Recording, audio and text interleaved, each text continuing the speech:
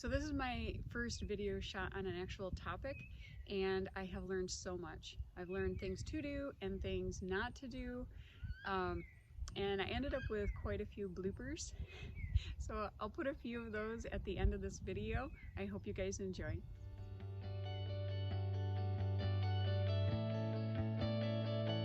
Hi, I'm Kim from Live Aware Now. I would love it if you would subscribe to my channel. I'll be sharing lots of cool information on emotion, on what it is, how to identify it, how to deal with it, and how to turn it and use it to our advantage. So click that like button on my videos, helps me out, and click that subscribe button to get access to my future videos. Thank you so much. I'm here today to talk about meditation. If you've never meditated before, the meditation that I'm releasing will have some concepts that I want you to be familiar with before you get into the meditation. Meditation itself is a very important tool in emotional regulation.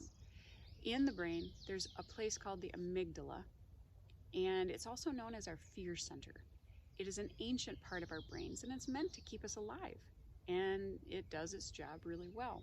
When we don't need it on all the time, though, it causes us a lot of anxiety in times we really don't. It's really not appropriate, right?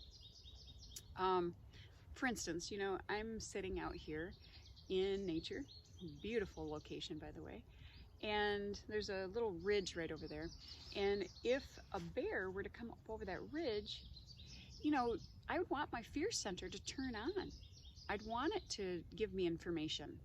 I'd want it to be watching the bear and tell me, I should probably leave the area. So I would want that fear center to give me information in that situation. But right now, there's no bears around here right now. This area that I live in, there are bears in the locality, but you know what? There's none in my surroundings right now. So for me to sit in anxiety and fear over a bear that is not here only does damage to my body and my mind. Living in constant fear and anxiety is the cause of a lot of physical and mental problems.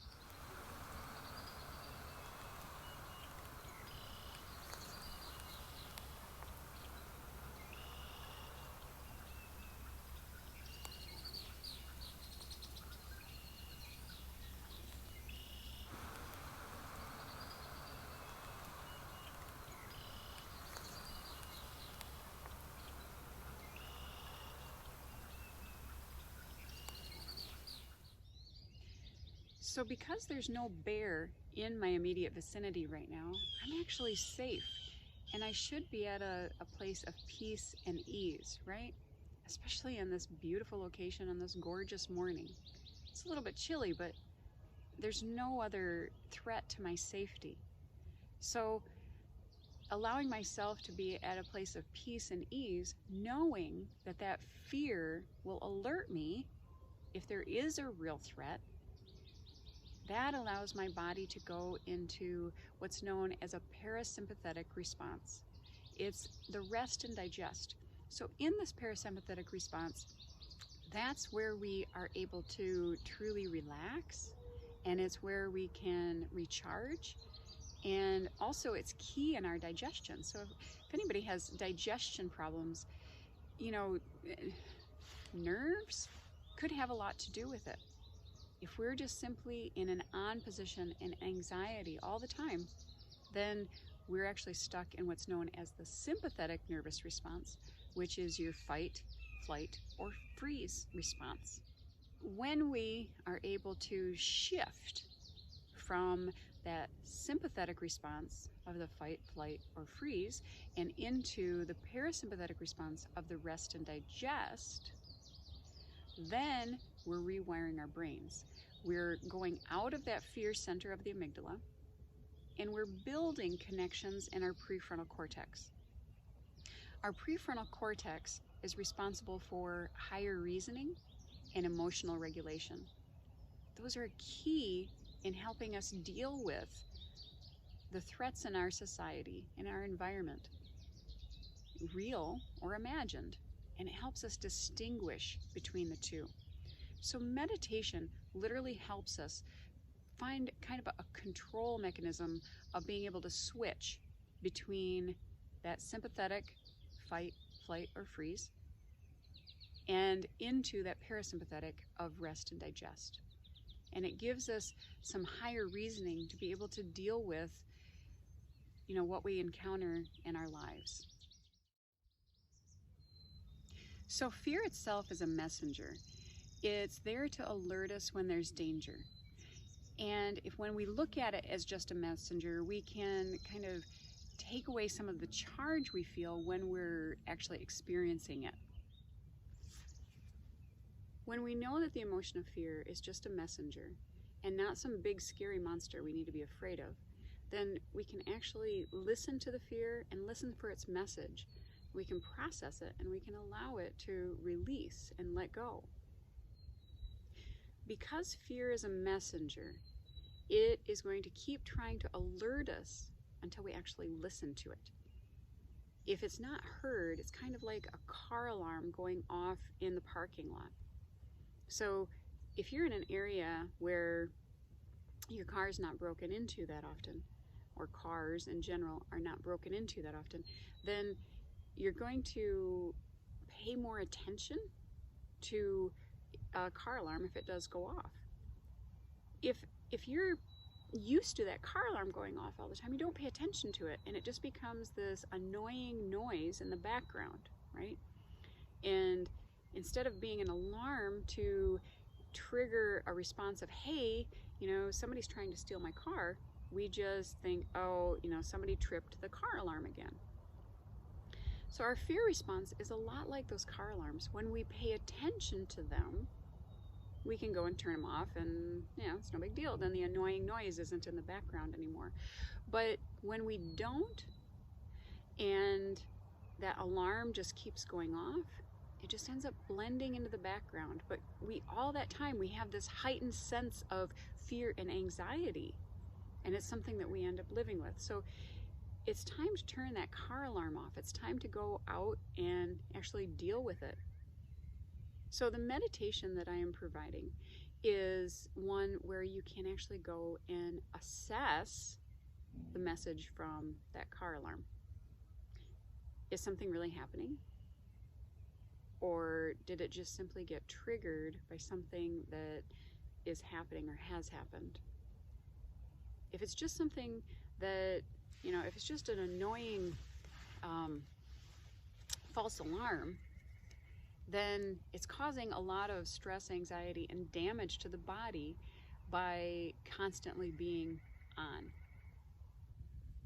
Once fear is activated, it produces a biochemical cocktail of neurotransmitters and hormones that flood our body in order to produce a response. While sitting with that emotion of fear in meditation, we process that biochemical charge that is in our bodies. We give it space, allow for the sensations, and then the charge can dissipate.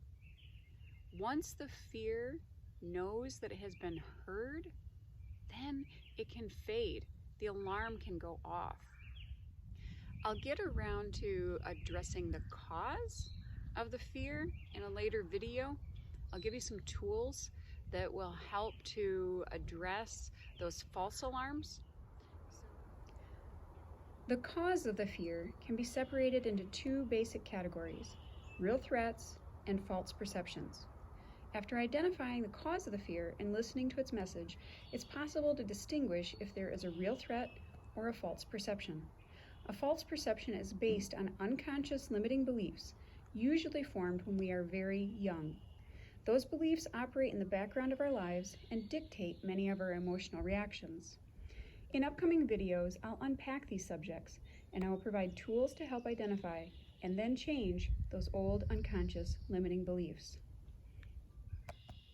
So be on the lookout for that. But for now, just know that if you give the message to the fear, that you will address it, that you will find a way to take action to address the fear, then that alarm can get shut off.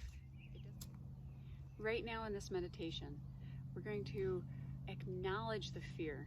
We're going to bring it some attention, and then we're going to allow for the message that it has to give us, and then process the sensations.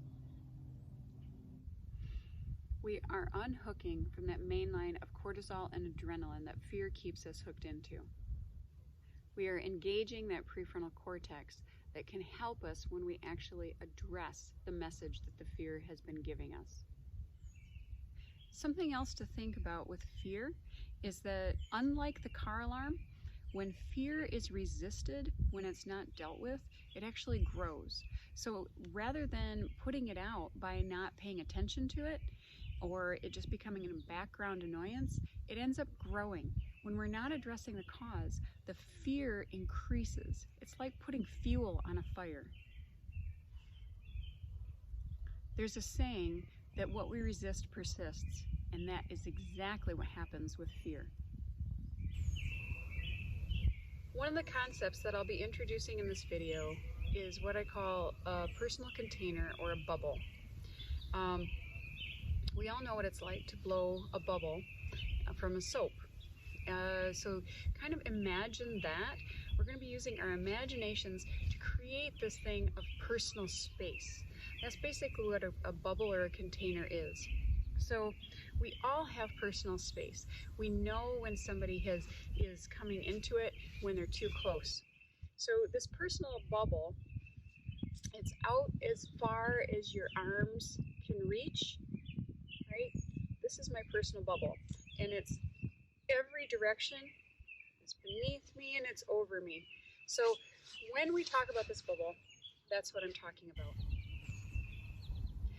I was introduced to a concept with the personal bubble of lighting it up with a very colorful light.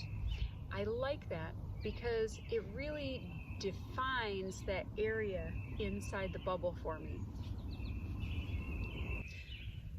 Another term that I'm going to be talking about is centering or grounding.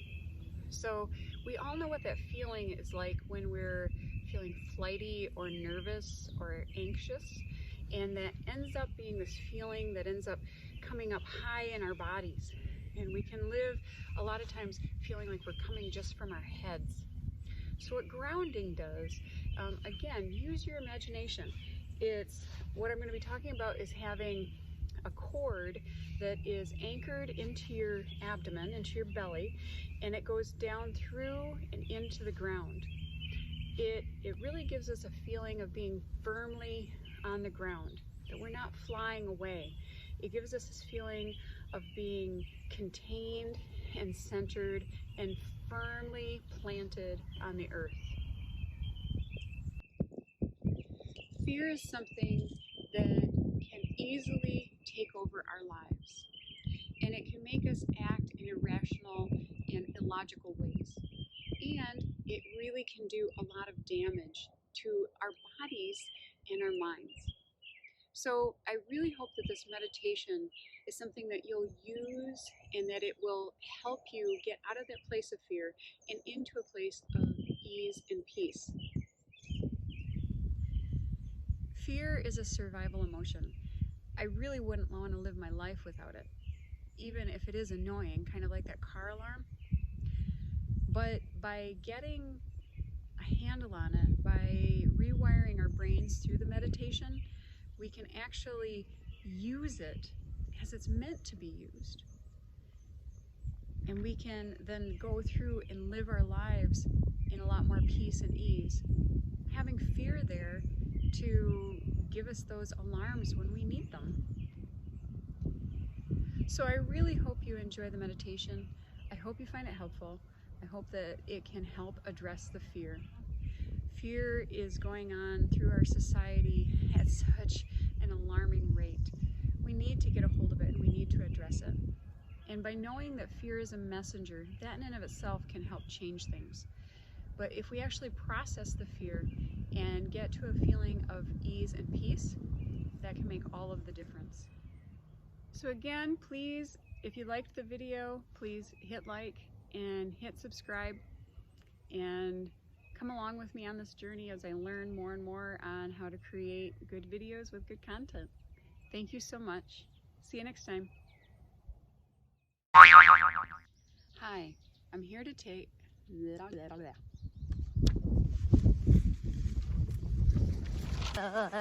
everyone is meditating.